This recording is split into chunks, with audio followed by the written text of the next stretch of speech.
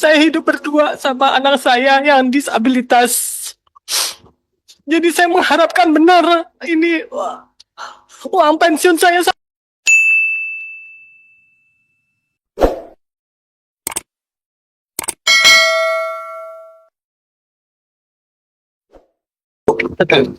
Saya atas nama Dela. Saya adalah ibu single parent, Pak. Suami saya udah meninggal. Bapak saya juga udah meninggal. Jadi saya hidup berdua sama anak saya yang disabilitas. Jadi saya mengharapkan benar ini uang pensiun saya sampai saya mati, Pak.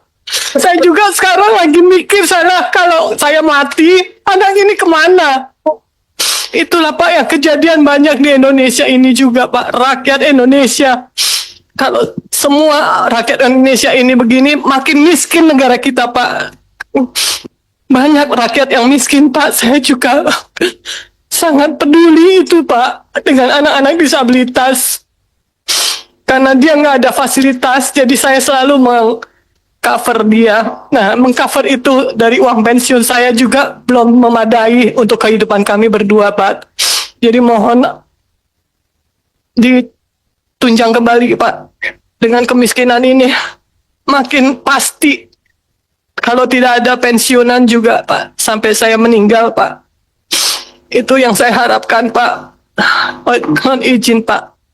Dan Baik, Bu, baik. Terima kasih, Pak. Ya, baik. Insya Allah, mohon doanya semua. Kami sudah mencatat dan kita akan undang BP BUMN, kita akan undang Garuda, kita akan undang FG untuk membicarakan ini agar ada jalan keluar. Itu insya Allah pasti kami lakukan, Pak. Pasti kita perjuangkan. Ya, nanti hasilnya akan kita sampaikan. Ya. Seperti apa hasilnya kita sampaikan kepada oleh Pak Sarul. Nanti Pak Sarul nomor kontaknya disampaikan ke Setkom. Ya, baik, cukup ya. Ya. Ya, saya baru kenalin, nama saya Pak Pimpinan, nama saya Pak Ujang Remon, umur 62 tahun. Ingin singkat sepatnya, ya emang saya nih restrukturisasi ini sifatnya kayak dipaksa, terus terang aja ya, terpaksa gitu. Dipaksa, akhirnya semua masuk ke ngambil opsi ini. Jadi ya itulah. Yang lain nggak, Pak? Tadi sudah disampaikan Pak Sarul. Iya, Ya, betul. dipaksa sudah disampaikan, kami sudah paham itu. Ya, intinya ya kembalikan ke pensiun seumur hidup. Itu saja. Iya. Terima kasih. Pak, mungkin saya tambahkan lagi. Saya banyak menerima WA, Pak. Dari para pensiunan ini tidak mempunyai BPJS. Mohon paling tidak di shortcut-nya itu adalah para pensiunan itu digratiskan BPJS-nya. Jadi tidak membayar BPJS. Ini sampai ada yang minta tolong ke saya obat-obatan, Pak. Terus ini sudah ada 3. Seperti itu, Pak. Dan saya anggap yaitu catatan yang harus saya siapkan adalah opsi yang Bapak jadikan dasar yang sudah disepakati dalam bentuk PDF, dalam fisiknya. Kemudian keinginan ke depan, narasi pendek itu nanti akan kami serahkan kepada Sekretariat Komisi 6. Dan juga kami tetap akan menyerahkan surat keputusan kami, karena kami berbadan hukum, yang mana kami nanti akan kami serahkan kepada Bapak. Selanjutnya kami mohon, kami telah bersurat kepada Presiden dan sudah mendapat jawaban dari Sekretaris Negara, dan kami supaya menghubungin BUMN, Pak. Kementerian BUMN sampai siang ini tidak ada menjawab. Kami hubungi tidak bisa. Kami datangin, malah kami seperti mau, bahasa kasarnya, kami dihadapkan oleh pengamanan. Sungguh ironis, Pak. Namun ini di periode yang lalu. Semoga di periode yang saat ini dipimpin oleh Bapak Presiden Prabowo Subianto, para pensiunan BUMN akan menghadapi, menerima, mengalami perubahan-perubahan, dikembalikan haknya seperti semula. Dan tidak hanya Jiwasraya, Pak, kami nitip, yaitu yang di Bumi Putra, di Garuda, korban Bumi Putra juga berjatuhan. Seperti itu, Pak. Pak Sarul. Terima kasih, Ya. Bapak. Ya. Baik, soalnya nanti kita akan masukkan sebagai catatan dan itulah yang akan kami perjuangkan kepada pihak-pihak yang memiliki kewenangan untuk menyelesaikan masalah ini. Ya, Pak Sarul. Terima kasih, Mohon Bapak. doa semua Bapak Ibu. Ya, insya Allah kami akan perjuangkan. Pensiunan PT Pos Indonesia mengaku sangat keberatan dengan kebijakan perusahaan BUMN tersebut. Dia menilai direksi PT Pos Indonesia sangat kejam pada pensiunan yang sudah banyak berjasa untuk perusahaan. Uang pensiunan yang diterima tiap bulan tidak banyak, tapi kini malah dipotong. Memang PT PI ini tidak punya hati, hatinya terbuat dari batu, katanya. Dengan uang pensiunan yang sangat minim, mereka semakin sulit memenuhi kebutuhan sehari-hari, terlebih harga-harga kebutuhan pokok saat ini terus naik.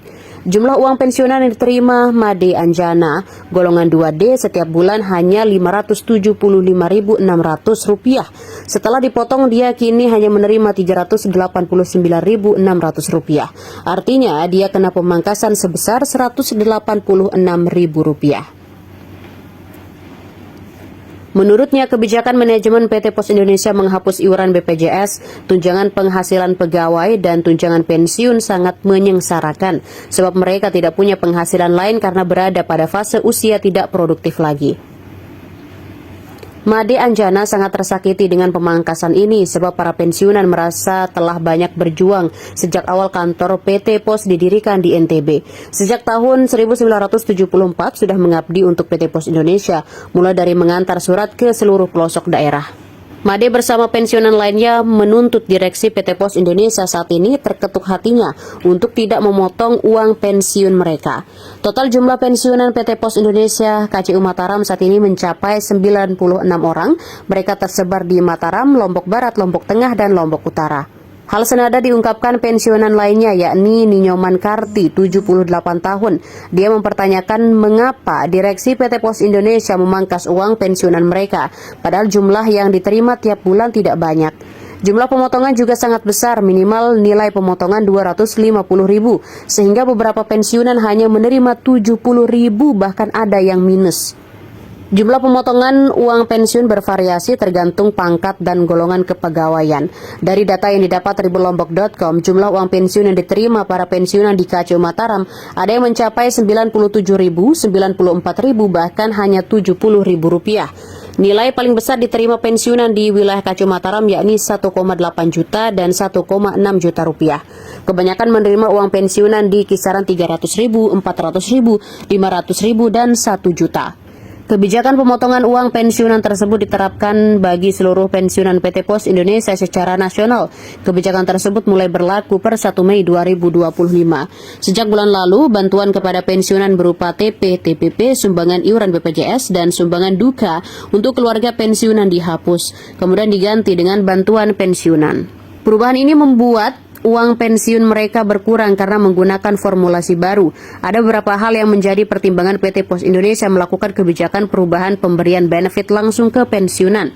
Antara lain, pertama, perusahaan mendapatkan teguran dari Kementerian BUMN karena memberi benefit secara langsung kepada pensiunan, di mana pemberian benefit tidak memiliki dampak kontribusi secara langsung ke perusahaan. Yang kedua, beban kewajiban yang dibayarkan perusahaan sebagai pendiri dana pensiun pos atau Dapenpos setiap tahun bertambah dan berdampak pada tingginya biaya pengelolaan human capital. Yang ketiga, efisiensi anggaran proyek pemerintah berpotensi berdampak ke revenue perusahaan, ditambah kewajiban membayar bantuan hari raya kepada mitra aktif yang bekerja sama dengan perusahaan.